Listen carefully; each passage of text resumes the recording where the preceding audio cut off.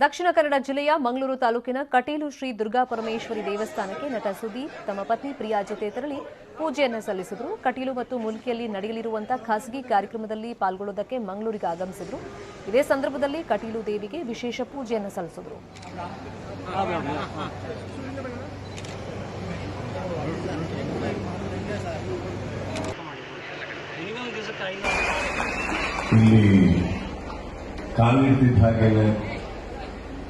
First of all ಒಂದು ಬಹಳ positive feeling ಬಂದಿದೆ. ಯಾಕಂದ್ರೆ ದಟ್ಸ್ ವಾಟ್ ಅವರು ಪ್ರಿಯಾ ಅವ್ರಿಗೂ ಫೀಲ್ ಆಗಿದ್ದು. ಒಂದು ಸಿಂಪಲ್ ದೇವಸ್ಥಾನ, ಆ ಸಿಂಪಲ್ ದೇವಸ್ಥಾನದಲ್ಲಿ ಇರುವಂತಹ ಒಂದು ಸಿಂಪ್ಲಿಸಿಟಿನ ನಮಗೆ ಆಕರ್ಷಣೆ ಅಂತ ಹೇಳ್ಬೋದು.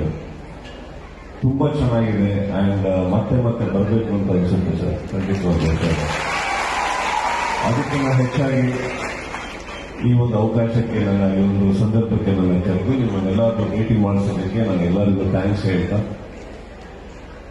ಅವರು ನನ್ನ ಬಗ್ಗೆ ಎಷ್ಟು ಉದ್ದ ಸ್ಪೀಚ್ ಕೊಟ್ಟರು ಖಂಡಿತವಾಗ್ಲೂ ಆ ಮಟ್ಟಕ್ಕೆ ನಾನು ಇವತ್ತು